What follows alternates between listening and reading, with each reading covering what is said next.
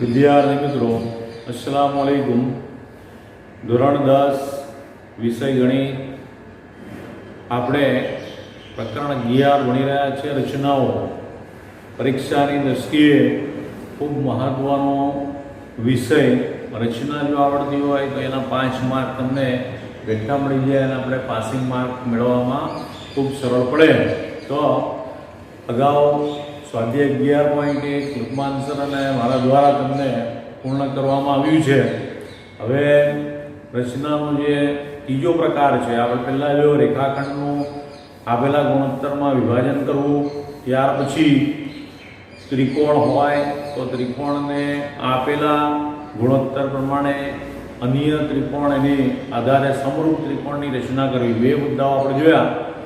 હવે સ્વાધ્યાય બદલાય છે અને સ્વાધ્યાય 11.2 અંદર અમારે વર્તુળને લગતી સ્પર્શકની રચનાઓ કરવાની છે. તો આ પહેલાં બે કરતાં પણ સરળ છે. તમે ધ્યાનથી બરાબર રચના કેવી રીતે દોરાય છે એ સમજો તો સરળ થશે અને આપણે ખૂબ સારી રીતે અચૂક રીતે 5 માર્ક મેળવી શકીશું. બરાબર. સેક્શન ડીની અંદર 4 માર્ક મેળવવામાં આવે છે તો 4 માર્ક સહેલાઈથી મેળવી શકાશે. બરાબર. તો અહીં આપણે ભણી રહ્યા છીએ સ્વાધ્યાય 11.2 અને 11.2 ની અંદર આપણે પાઠ્યપુસ્તક ખોલો અને તેમાં જુઓ પહેલો દાખલો કંઈક આ પ્રકારે લખ્યો છે. દાખલા નંબર 1 ની રકમ જુઓ. 6 સેન્ટીમીટર ત્રિજ્યાવાળો વર્તુળ દોરો. 6 સેન્ટીમીટર ત્રિજ્યાવાળું વર્તુળ દોરો. તેના કેન્દ્રથી 10 સેન્ટીમીટર દૂર આવેલા બિંદુમાંથી વર્તુળના સ્પર્શકની રચના કરો અને તેની લંબાઈ માપો. ફરીથી બરાબર જુઓ. 6 સેન્ટીમીટર ત્રિજ્યાવાળું વર્તુળ દોરો. તેના કેન્દ્રથી 10 સેન્ટીમીટર દૂર, એટલે જે વર્તુળ દોરીએ એનું કેન્દ્ર લઈએ અને આનાથી 10 સેન્ટીમીટર દૂર આવેલા બિંદુમાંથી વર્તુળના સ્પર્શકની રચના કરવાની છે. તો રકમ ઉતારી લો.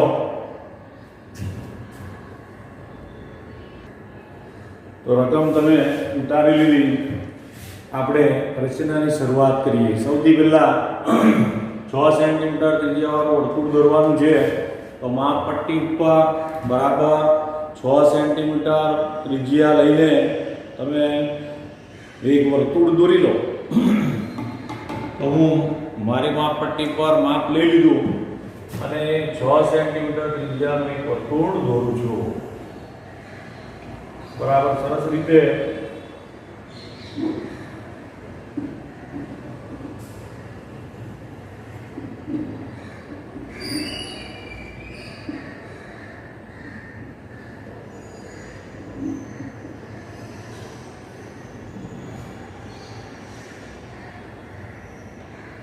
તો આ કેન્દ્ર હતું.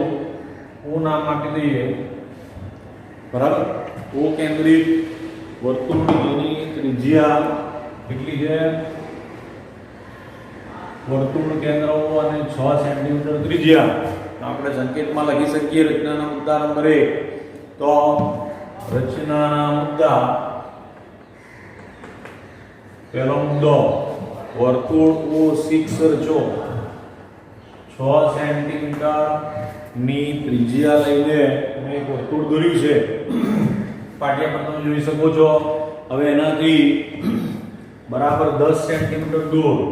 તો આપણે લઈએ આ 6 નું છે, બીજા 4 સેન્ટીમીટર અહીંયા આવશે. તો P બિંદુ આપણે લીધું. કુલ થાય છે 10 સેન્ટીમીટર. તમારે બરાબર માપીને કરવાનું છે. મેં પણ માપ લીધું છે અને OP બરાબર કેટલા થઈ ગયા? 10 સેન્ટીમીટર. તો આ 6 અને આ 4 એમ કરીને 10 સેન્ટીમીટર થયું. હવે બીજો મુદ્દો લખીએ. રેખાખંડ OP 10 સેન્ટીમીટરનો દોરો. બરાબર. સમજ પડે છે? પહેલા 6 સેન્ટીમીટર ત્રિજ્યાનું વર્તુળ દોર્યું, કેન્દ્રનું નામ O આપ્યું, બરાબર અહીંયાથી 10 માપી લો અને 10 સેન્ટીમીટર દૂર આપણે એક બિંદુ P લઈએ. તો તમારી પાસે બીજો મુદ્દો આવી ગયો OP, રેખાખંડ OP 10 સેન્ટીમીટરનો દોર્યો. હવે ત્રીજો મુદ્દો આપણે શું કરીએ?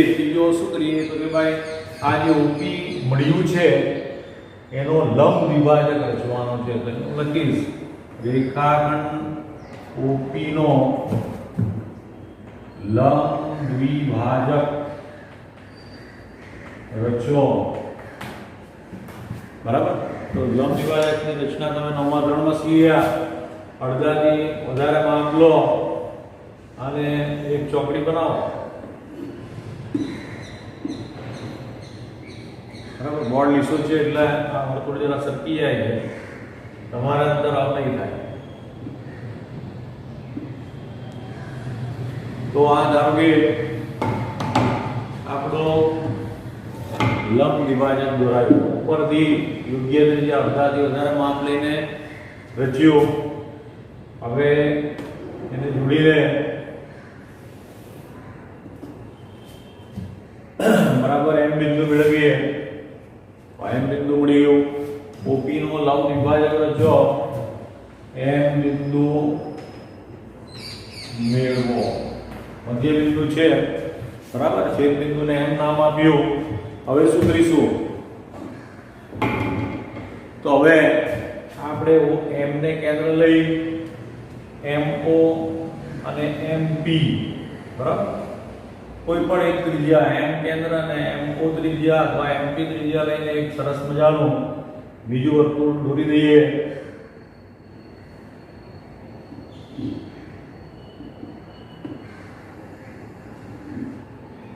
આ તમારું બીજું વર્તુળ તૈયાર. બરાબર?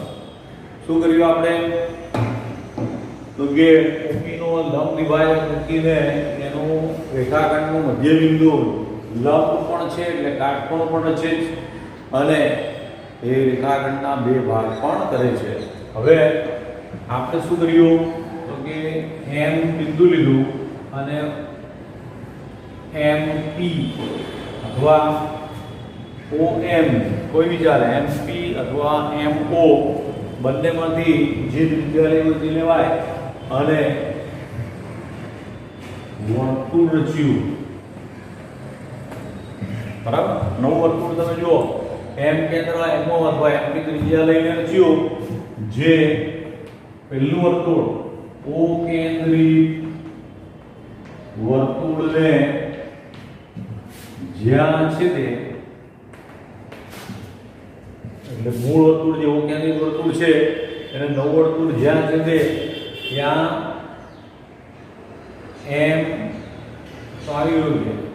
તો Q અને R નામ આપો.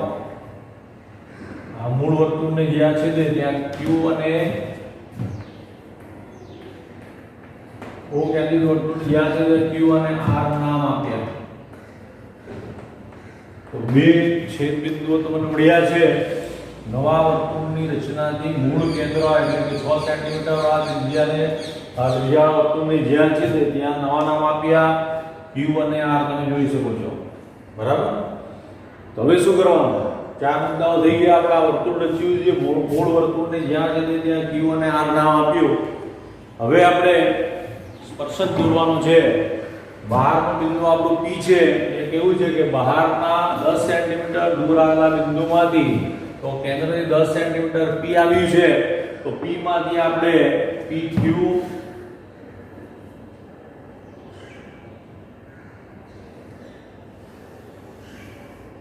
જોડી દઈએ. એ જ રીતે P માંથી R પણ જોડી દઈએ. તો આ થઈ ગયા સ્પર્શકોના જોડ.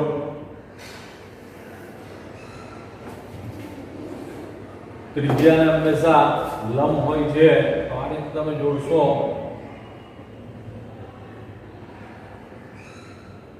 તો એ કાટખૂણો નિર્માણ પામશે એટલે કે આ કર્ણ બનશે. બરાબર? તો તમે હવે આને માપો તો આ ત્રિજ્યા મૂળ વર્તુળની 6 છે, આ લંબાઈ 10 છે, 10 કર્ણ થયો. તો અથવા PR નું માપ તમારું 8 આવશે. કઈ રીતે આપણે જોઈશું. PQ અને PR કિરણ રચો જે માંગેલા સ્પર્શકોની જોડ છે. PQ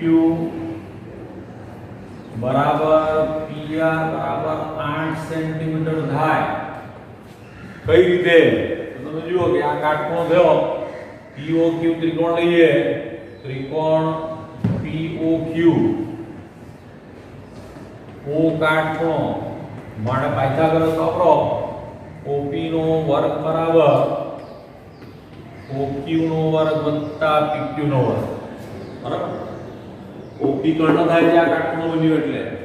તો હવે કિંમત મૂકો. OP 10 છે તો 10 નો વર્ગ બરાબર OQ 6 છે અને આપણે PQ શોધવાનું છે. તો 100 માઈનસ 36 આ 6 માં આવશે 6 નો વર્ગ બરાબર PQ નો વર્ગ.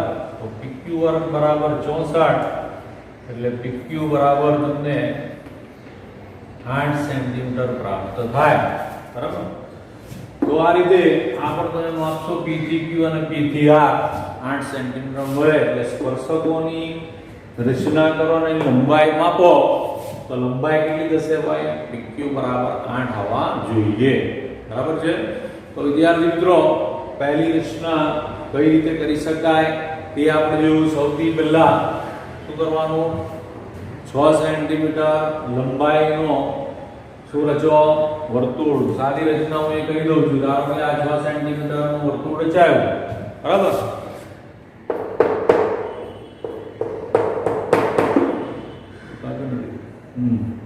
તો ફરીથી સાઈડ પર હું જરા રિવાઇઝ કરું છું. અહીંયા આ જે લખ્યું છે એ તમને કઈ રીતે PQ નું માપ આપ્યું તે. હવે એક સાદી રચનામાં દોરી બતાવું છું કઈ રીતે આપણે કર્યું. તો આ 6 સેન્ટીમીટરનો ધારો કે વર્તુળ દોર્યો. બરાબર.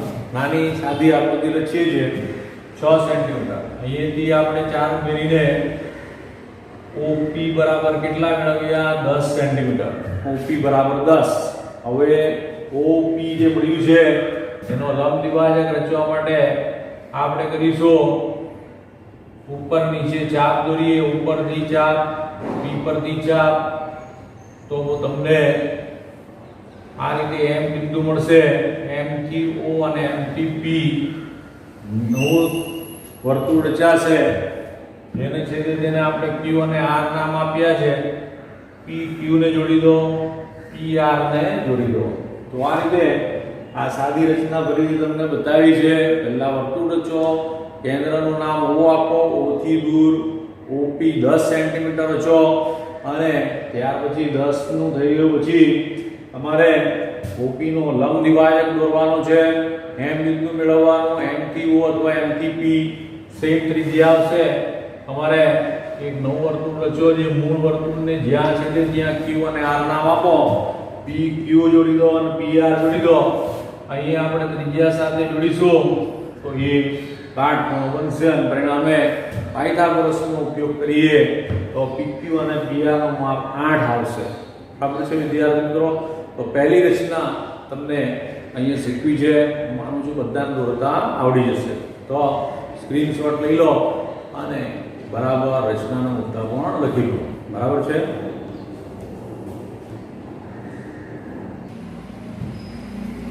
વિદ્યાર્થી મિત્રો આગળ વધીએ. દાખલા નંબર 2 પાઠ્યપુસ્તકમાં પ્રથમ જુઓ અને નોંધી લો. તમારા પાઠ્યપુસ્તકમાં 4 સેન્ટીમીટર ત્રિજ્યાવાળા વર્તુળને સમકેન્દ્રી બીજા 6 સેન્ટીમીટર ત્રિજ્યાવાળા વર્તુળ પરના બિંદુમાંથી પ્રથમ વર્તુળના સ્પર્શકની રચના કરો અને તેની લંબાઈ માપો. ગણતરી કરી માપ ચકાસો. બરાબર છે. તો સૌથી પહેલા આપણે પહેલું કામ કરીએ 4 સેન્ટીમીટર વર્તુળની ત્રિજ્યા હું આપી લઉં છું અને 4 સેન્ટીમીટરનું પહેલું વર્તુળ દોરીએ. 4 સેન્ટીમીટરનું વર્તુળ દોર્યું.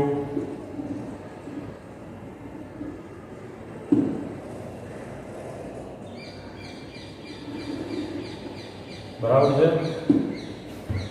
હવે નામ આપી દો. કેન્દ્રનું નામ રાખીએ છીએ આપણે. બરાબર.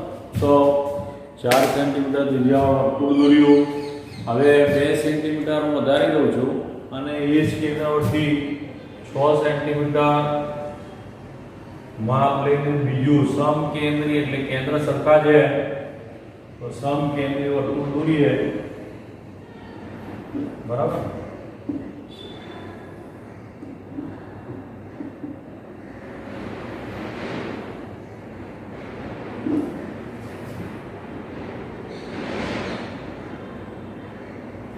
તો સમજાઈ ગયું છે.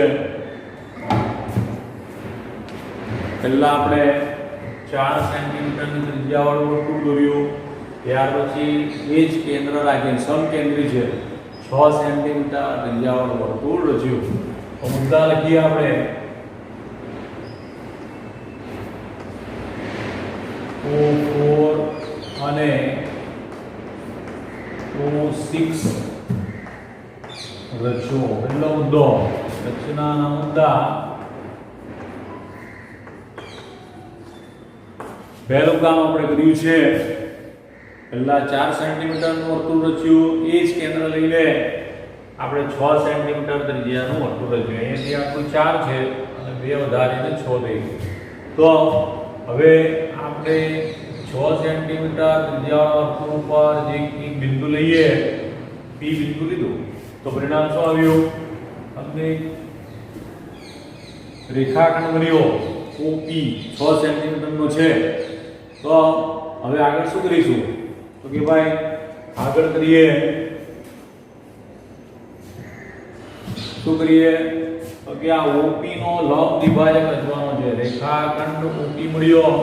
OP નો લંબ દ્વિભાજક રચો અને M બિંદુ મેળવો. બરાબર છે. OP આપણી પાસે છે તો OP નું લંબ દ્વિભાજક દોરું છું. 4 સેન્ટીમીટર 3 થી વધારે માપ લઈએ. 6 સેન્ટીમીટર એટલે 3 થી વધારે માપ લઈએ. ઉપર નીચે ઉપરથી ચાપ દોર્યો. એ જ માપ રાખીને P પરથી પણ દોરો. જો OP નો લંબ દ્વિભાજક કેવી રીતે દોરાશે? તો આપણે જાણીએ 6 સેન્ટીમીટર છે એટલે અડધાથી વધારે તો 4 સેન્ટીમીટર જેટલું માપ લો અને ઉપર નીચે ચાપ દોર્યું છે. ઉપરથી આ એક ચાપ ઉપર નીચે, અહીંયા આવે ચાપ P પરથી ઉપર નીચે. તો પરિણામે જે છેદ બિંદુ પ્રાપ્ત થશે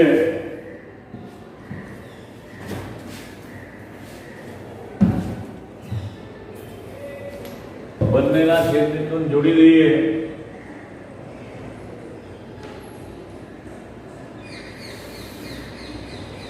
બરાબર છે. તો OP નો લંબ દ્વિભાજક દોરીને આપણે એનું મધ્ય બિંદુ M મેળવ્યું. લંબ દ્વિભાજક રચાઈ ગયો, મધ્ય બિંદુ મેળવ્યું. તો હવે અગાઉની રચના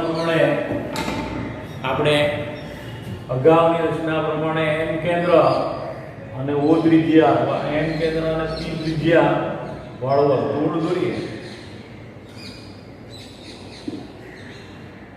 બરાબર. નીચેથી પણ એ રીતે વર્તુળ દોરાયું છે.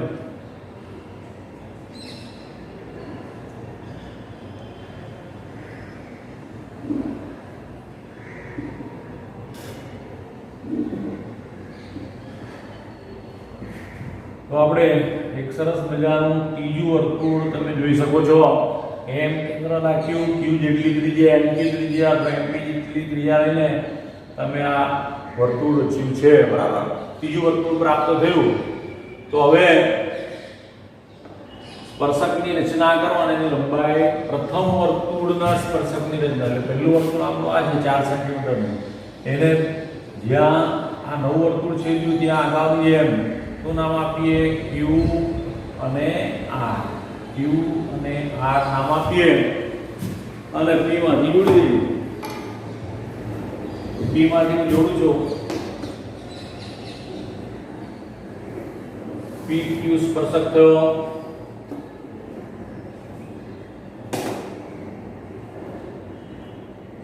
પી આર સ્પર્શક થયો. પીક્યુ અને પીઆર જોડી દીધા, સ્પર્શકો રચાઈ ગયા. અને આપણે આ મૂળ વર્તુળની ત્રિજ્યા સાથે જોડી દો તો અહીંયા કાટખૂણો બને. ઓ થી ક્યુ જોડ્યું, ઓ થી આર પણ જોડી દીધું. અહીંયા પણ કાટખૂણો. સ્પર્શક હંમેશા ત્રિજ્યાને લંબ હોય છે, કાટખૂણે હોય છે. બરાબર.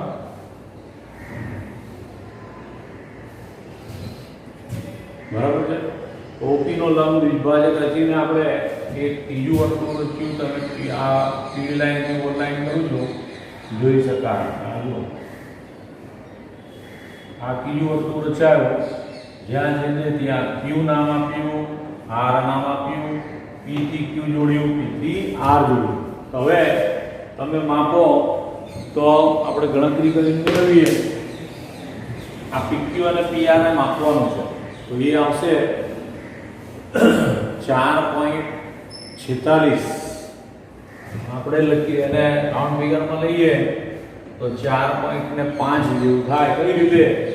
તો કે ભાઈ ઓપી જે છે કર્ણ છે, આ ત્રિકોણનો ત્રિકોણ ઓક્યુપી ગણતરી કરીએ છે.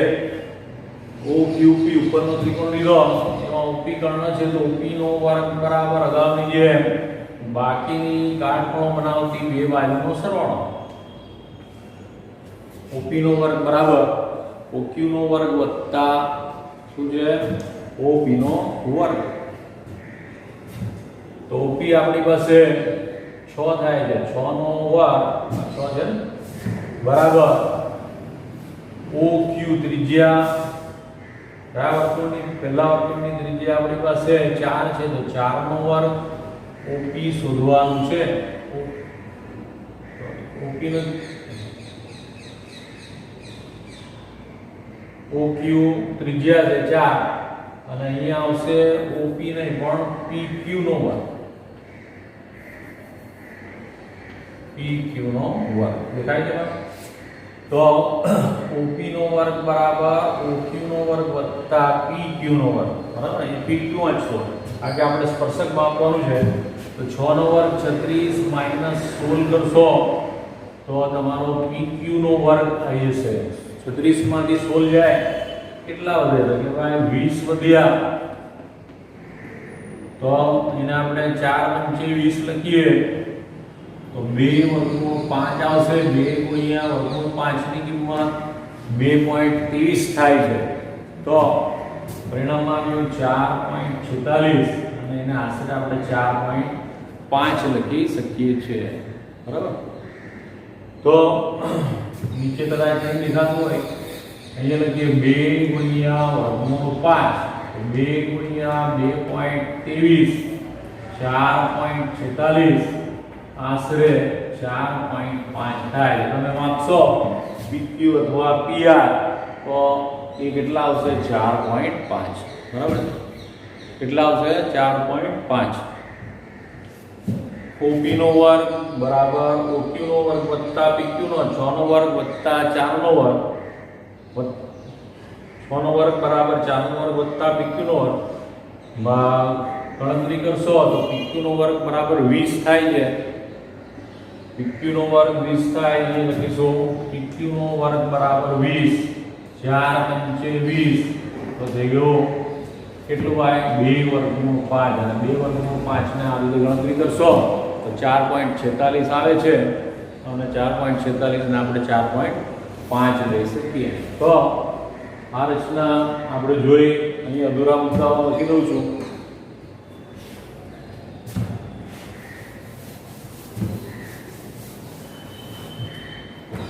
ઓપી નો લંબ દ્વિભાજક રચીને એમ બિંદુ, પછી આપણે લીધું એમ કેન્દ્ર અને એમ ઓ ત્રિજ્યાનું વર્તુળ રચ્યું,